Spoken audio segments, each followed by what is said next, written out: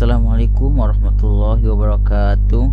Innal hamdalillah nahmaduhu wa nasta'inuhu wa nastaghfiruh wa na'udzubillahi min shururi anfusina wa min sayyiati a'malina may yahdihillahu fala mudilla wa may yudlil fala hadiyalah. Baik, perkenalkan, nama saya Imam Komarudin dan teman saya Puja Aldianta. Pada kesempatan kali ini saya akan mempresentasikan salah satu materi dari mata kuliah sistem evaluasi pembelajaran yang diambil oleh Ibu Dr. Hermawati, SPDI MPD, yang dimana materinya yaitu evaluasi pembelajaran sebagai dasar perbaikan dan pengembangan mutu pendidikan.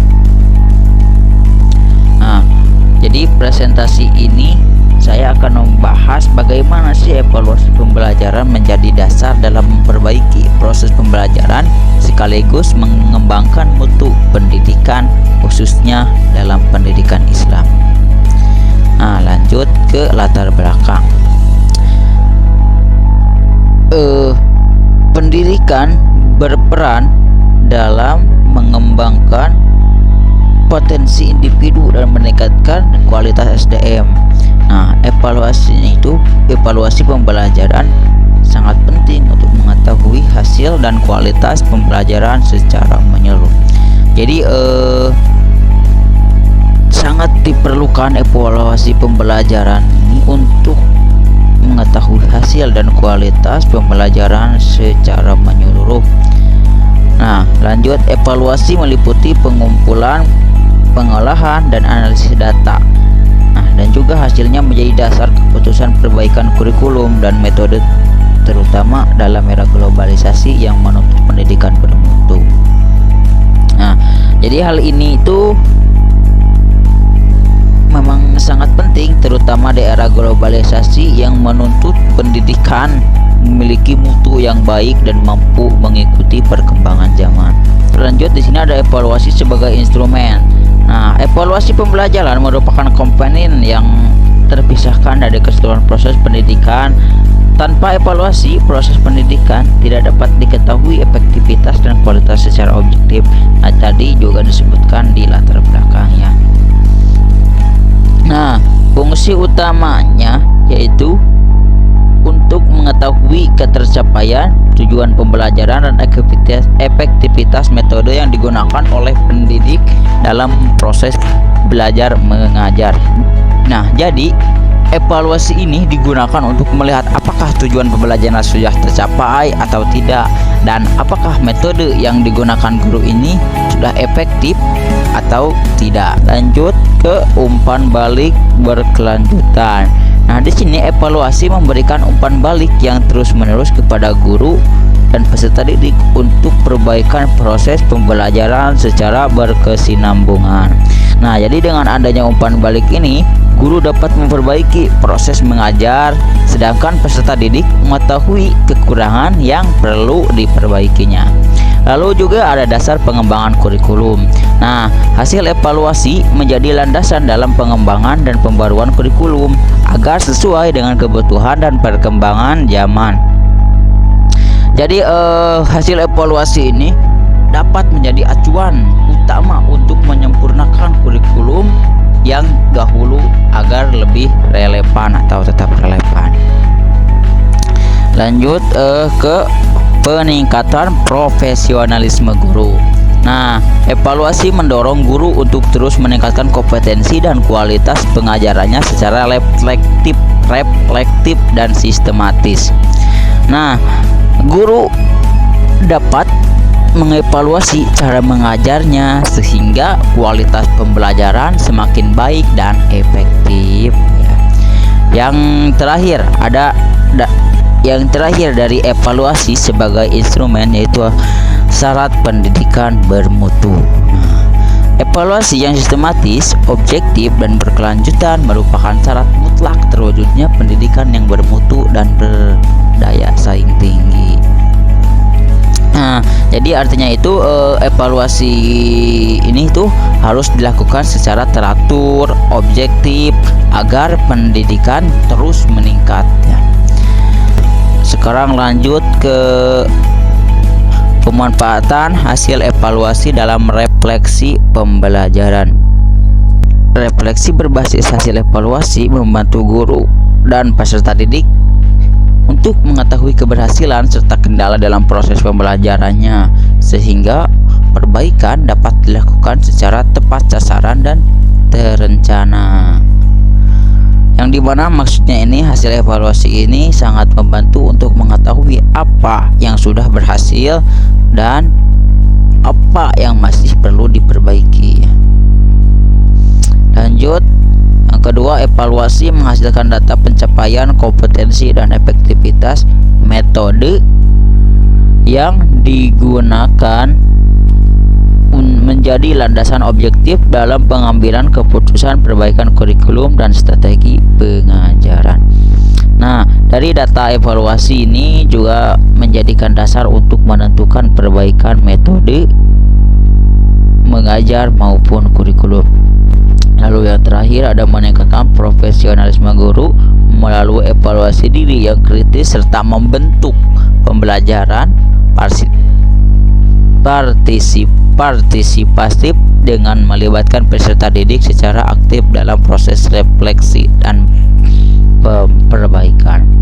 Nah, di sini itu peran guru menjadi lebih profesional dan peserta didik juga ikut berperan aktif dalam memperbaiki proses pembelajaran yang dimaksudnya. Dan lanjut ke slide berikutnya, ada program remedial dan pengayaan. Nah, remedial ini yaitu untuk peserta didik yang belum mencapai kenyatasan belajar atau yang disebut KKM, yang dilaksanakan dengan metode berbeda melalui bimbingan individu maupun kelompok. Tujuannya untuk membantu peserta didik mencapai kompetensi dasar yang ditetapkan. Jadi program remedial ini memberikan kepada peserta didik yang nilainya itu belum tuntas agar mencapai kompetensi yang diharapkan. Nah, kalau pengayaan ini untuk peserta didik yang telah mencapai atau melampaui target pembelajaran ya, yang sudah melewati KKM atau di KKM. Dilaksanakannya itu melalui tugas proyek, studi literatur, dan problem based learning. Tujuannya memperluas dan memperdalam pengetahuan peserta didik. Nah, udah jelas ya di sini itu. Jadi kalau remedial untuk peserta didik yang belum mencapai ketuntasan belajarnya atau yang belum mencapai KKM. Nah, pengayaan mah untuk peserta didik yang sudah mencapai KKM. Mungkin slide selanjutnya tentang fungsi evaluasi dalam penjaminan mutu internal pendidikan yang akan dijelaskan oleh teman saya Puja Aldiarta. Selanjutnya, fungsi evaluasi dalam penjaminan mutu internal pendidikan. Evaluasi sebagai sumber informasi utama dalam pengukuran kualitas proses dan hasil pembelajaran secara objektif dan data driven. Artinya, evaluasi memberikan data yang objektif untuk mengetahui kualitas proses maupun hasil pembelajaran, sehingga keputusan tidak hanya berdasarkan pikiran. Kemudian poin yang kedua, mengukur ketercapaian standar pendidikan nasional secara terukur dan akuntabel. Artinya, evaluasi digunakan untuk mengetahui apakah standar pendidikan nasional sudah tercapai dan hasil dapat dipertanggungjawabkan. Kemudian ada bagian integral dari siklus peningkatan mutu berkelanjutan. Maksudnya dari bagian ketiga ini adalah evaluasi dilakukan secara terus-menerus sebagai bagian dari upaya meningkatkan mutu pendidikan. Dan terakhir, ada berkaitan erat dengan monitoring, supervisi, dan pengambilan keputusan berbasis data untuk perbaikan mutu pendidikan Islam. Nah, di sini hasil evaluasi menjadi dasar bagi sekolah dalam melakukan pengawasan dan menentukan kebijakan untuk meningkatkan mutu pendidikan Islam. Kemudian slide selanjutnya, evaluasi berkelanjutan dalam pendidikan Islam. Evaluasi menilai aspek kognitif atau pengetahuan afektif, sikap, dan psikomotorik keterampilan secara menyeluruh. Artinya evaluasi tidak hanya melihat nilai akademik saja, tetapi juga sikap dan keterampilan peserta didik. Di sini ada landasan filosofis, muhasabah, evaluasi diri, dan introspeksi sebagai tradisi Islam yang mendorong kesadaran diri. Artinya muhasabah mengajarkan pentingnya mengevaluasi diri agar dapat terus memperbaiki perilaku dan kualitas diri. Kemudian sampingnya memantau perkembangan peserta didik secara terus-menerus untuk mengidentifikasi kemajuan dan hambatan belajar. Dengan adanya evaluasi berkelanjutan, guru dapat mengetahui perkembangan setiap peserta didik. Kemudian ada mendorong perbaikan berkesinambungan dan menumbuhkan kesadaran diri pada guru dan peserta didik. Artinya, evaluasi menjadi sarana untuk terus melakukan perbaikan sehingga proses pembelajaran semakin berkualitas. Slide selanjutnya, teknik dan aspek penilaian dalam evaluasi berkelanjutan. Teknik penilaian seperti observasi langsung, penilaian praktek ibadah, portofolio karya peserta didik, dan wawancara individual untuk menggali pemahaman mendalam. Teknik-teknik tersebut digunakan agar penilaian tidak hanya berdasarkan tes tertulis, tetapi juga berdasarkan aktivitas dan kemampuan nyata peserta didik. Kemudian, poin kedua, aspek penilaian kognitif, pengetahuan dan pemahaman materi. Kemudian ada afektif, nilai sikap dan akhlak, serta psikomotorik, keterampilan praktik keagamaan dan ibadah. Ketiga aspek tersebut harus dinilai secara seimbang agar berkembang peserta didik dapat diketahui secara menyeluruh. Kemudian yang terakhir ada evaluasi sebagai sarana refleksi bagi guru untuk meningkatkan kualitas pembelajaran dan bagi peserta didik untuk menumbuhkan kesadaran diri, atau bisa disebut juga dengan muhasabah dalam proses belajar. Jadi evaluasi tidak hanya menghasilkan nilai, tetapi juga menjadi sarana memperbaiki proses belajar bagi guru maupun peserta didik. Kemudian kesimpulan, evaluasi pembelajaran merupakan dasar strategis perbaikan dan pengembangan mutu pendidikan, bukan sekadar alat ukur, melainkan instrumen pengambilan keputusan berbasis data yang mendorong peningkatan kualitas secara berkelanjutan. Artinya evaluasi memiliki peran penting dalam menentukan langkah perbaikan berdasarkan data yang diperoleh.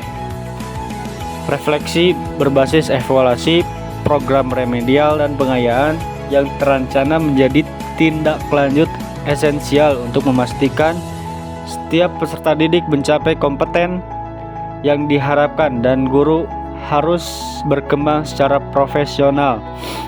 Dengan adanya tindak lanjut ini, hasil evaluasi benar-benar dimanfaatkan untuk meningkatkan kualitas pembelajaran.